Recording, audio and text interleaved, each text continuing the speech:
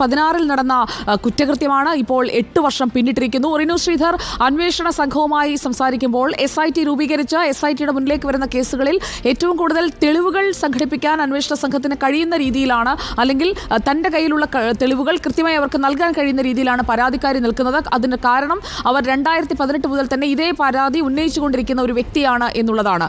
ഇപ്പോൾ സിദ്ദിഖിനെതിരെ മറികടക്കാൻ നടത്തുന്ന നീക്കങ്ങൾ എന്തൊക്കെയാണ്? അന്വേഷണത്തിന്റെ കൂടുതൽ വിവരങ്ങൾ എന്തൊക്കെയാണ്? റിനു ശ്രീധർ.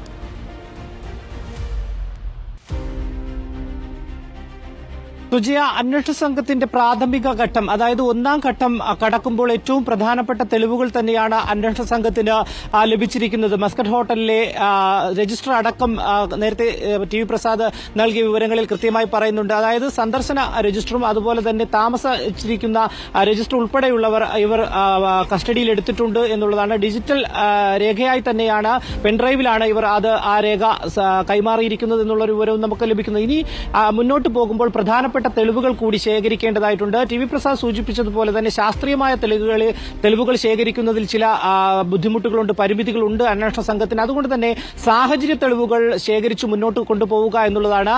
ഈ യുവ നടിയുടെ മാതാപിതാക്കളുടെ മൊഴി രേഖപ്പെടുത്തുന്നുണ്ട്. ഒപ്പം ഈ നടിയുടെ തന്നെ രഹസ്യമൊഴി രേഖപ്പെടുത്തുന്നുണ്ട്. അതിനുശേഷം ഈ സിദ്ദീഖ് തന്നെ ഈ ഹോട്ടലിലെ 2 ജീവനക്കാരോട് മോശമായി പെരുമാറി എന്ന് പറയുന്നു ഈ നടി കൂടെ ഉള്ളപ്പോൾ തന്നെ അവരുടെ മൊഴി ശേഖരിക്കുന്നുണ്ട്. ഇങ്ങനെ സാഹചര്യ തെളിവുകൾ ശേഖരിച്ച് മുന്നോട്ട് കൊണ്ടുപോകുക എന്നുള്ളതാണ് പോലീസിന്റെ പ്രാഥമിക ഘട്ടത്തിൽ നടക്കുന്നത്.